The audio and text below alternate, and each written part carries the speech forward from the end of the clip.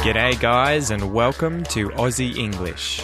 My objective here is to teach you guys the English spoken down under. So whether you want to speak like a fair income Aussie or you just want to understand what the flippin' hell we're on about when we're having a yarn, you've come to the right place. So sit back, grab a cuppa and enjoy Aussie English.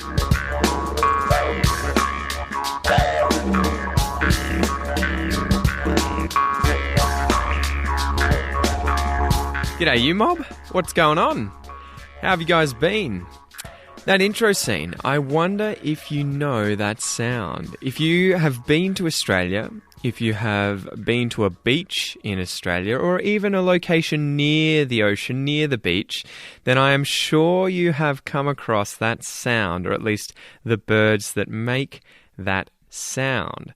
So, that was the common Australian seagull. These guys are white with grey wings. They have like a red bill, red feet, and they're commonly known as flying rats in Australia because there are a lot of them and they will eat anything that you will throw at them. So the guy in the video that I found where I took that sound from was feeding them fish and chips. And today's episode is going to be chip heavy. So it's going to be related to the word chip quite a bit. We have the expression to have a chip on your shoulder, which we'll get into.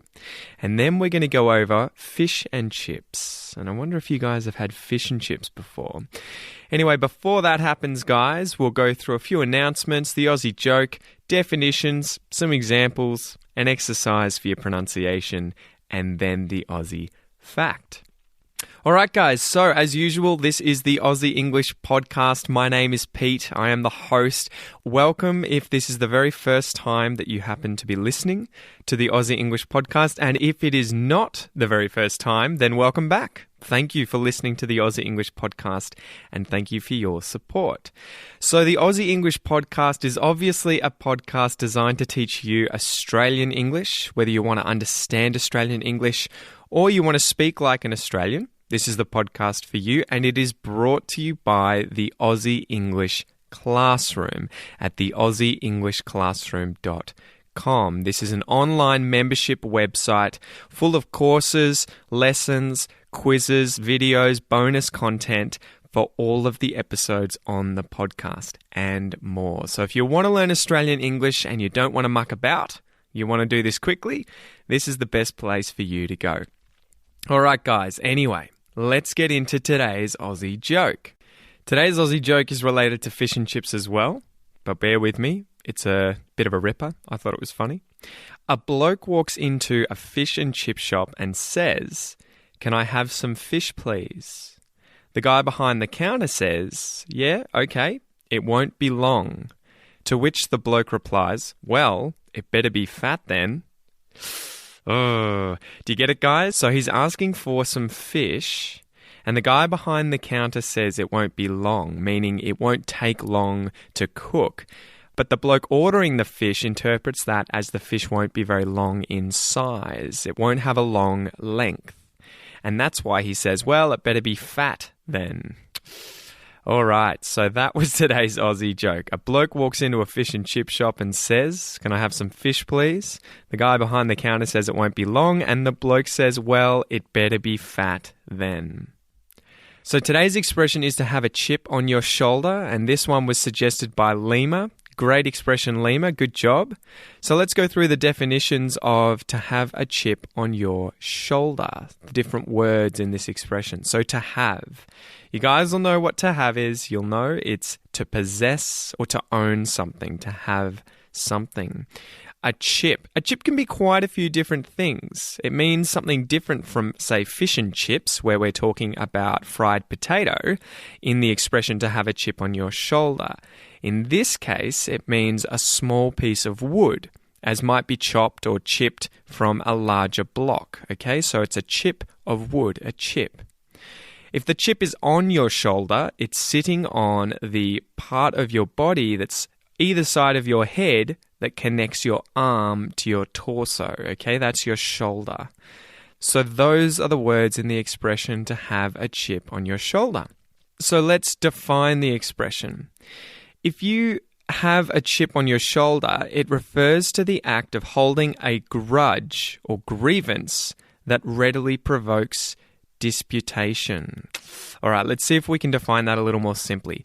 So a chip on your shoulder, if you have a chip on your shoulder, it is that you carry, or that you have, figuratively, a perceived grievance or sense of inferiority to other people, right? So it's the kind of thing where you're jealous about what someone else has or what someone else has done, and you feel inferior as a result. And because of this, you feel a grievance between you guys, or that you hold a bit of a grudge, okay? And so I guess the metaphor here is that you've got a chip on your shoulder, meaning like it's a burden, like you're carrying around a large piece of wood, which would obviously slow you down. If you've got a chip on your shoulder, it's like you have an emotional burden because you're jealous or you resent someone else for something they've done or possess, maybe characteristics.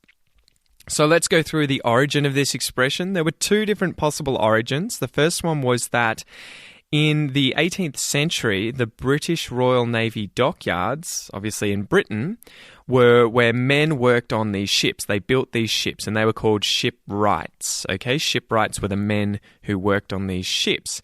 And each day they had a daily allowance of wood chips that they could take home on their shoulders. And they could use these wood chips for firewood or as timber for building. However, this didn't appear in common use in literature, this expression, to have a chip on your shoulder, until the 20th century. So it seems unlikely that this was the origin. And so let's go over the other origin.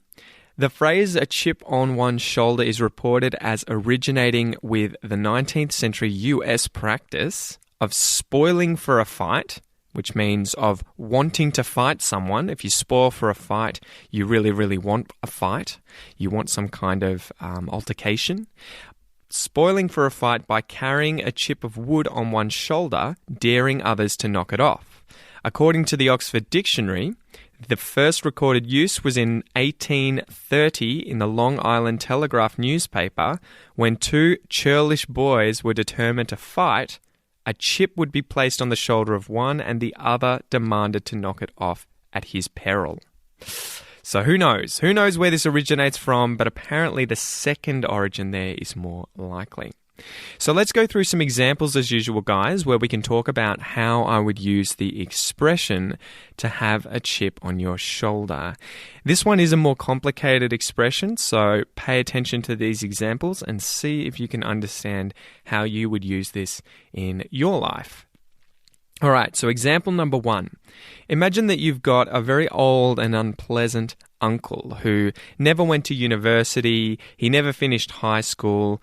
Maybe he went straight into the workforce, working in a factory, and he's always trying to show off that he's still intelligent, that despite not going to university, that despite not going to high school, he's still very smart. And so as a result, he's very demeaning and nasty to the rest of the family who did go to university or who did finish high school. So he's constantly competing with these people, putting them down and trying to show off his intelligence. If he did this, I would say he's got a chip on his shoulder about not having been to university or about not having finished high school. He resents those who have been to university, who have finished high school, and as a result, he has a bit of a complex about it. That is, he's sensitive, and it's a sensitive issue. He feels inferior to everyone else. He has a chip on his shoulder. He has a chip on his shoulder because he never finished uni. So example number 2. Maybe you have friends or family members who aren't very well off. So they don't have a lot of money. They're not very wealthy. So you and the rest of the family have done pretty well for yourselves, meaning that you do have good jobs, you have enough money. You might not necessarily be rich, but you can afford nice things. You can afford to travel. You can afford a nice house. You can afford a nice car because you've got good jobs and relatively high incomes. So if your friend or other family members have a chip on their shoulder about this difference between you and them, where they're poorer, you're richer, It might manifest with them always trying to compete with you, buy nicer things, show off what they've done, what they've bought. Maybe they wear a lot of jewelry, etc. So this competitive nature, and if it turns into resentment as well, a bit of a grudge, a bit of a grievance, we could say that they have a chip on their shoulder. They have a chip on their shoulder because they aren't as well off, or because they have money troubles. They have a chip on their shoulder about not being wealthy. Example number 3. Imagine you're a teenage girl with a twin sister.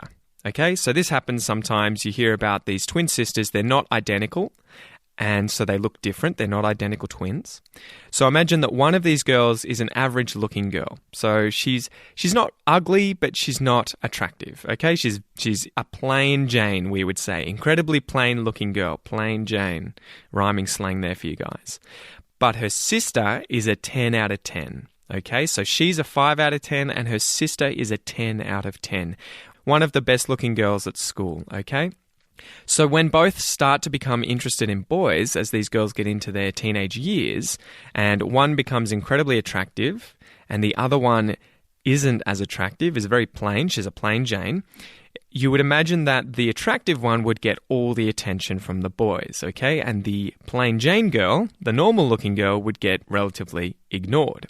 So you might grow to resent your sister for her dumb luck, for just being dealt the cards she got dealt. She's attractive, she's getting all this attention, but you're not. It's not fair. You might start holding a grudge against your sister because of her attractiveness. And it could be a constant source of grievance. So you could get upset when you see the attention she gets. You could get jealous. If this was the case, you've got a chip on your shoulder about not being good looking. You feel inferior to your sister, and thus you resent your sister. You have a chip on your shoulder because you aren't as attractive as your sister and don't get the same attention. You got a chip on your shoulder. So that's the expression, guys. I hope you understand now how to use it, to have a chip on your shoulder. So it refers to the act of holding a grudge or a grievance that readily provokes disputation. So, it provokes you showing off, you arguing. It's a constant source of frustration, always coming up in conversation. Or more simply, it's just that there's a perceived grievance or sense of inferiority because of something. So let's go through a listening and repeat exercise as usual, guys. This is your chance to practice Australian pronunciation, or just to practice your English pronunciation with the accent that you currently have if you're not after an Australian accent. So listen and repeat after me and focus on the connected speech in this exercise, guys, if you want to sound more natural when you speak English, okay? Let's go. 2. To have. To have a. To have a chip. To have a chip on. To have a chip on your. To have a chip on your shoulder. To have a chip on your shoulder. To have a chip on your shoulder.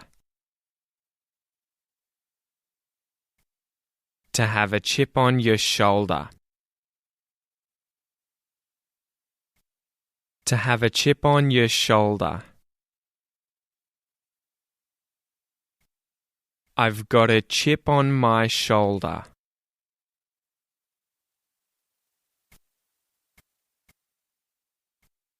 You've got a chip on your shoulder.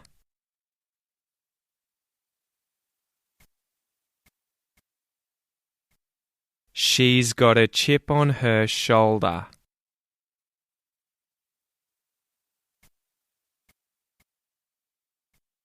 He's got a chip on his shoulder.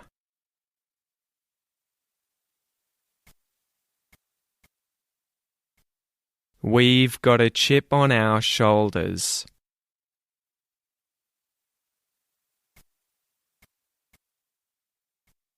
They've got a chip on their shoulders.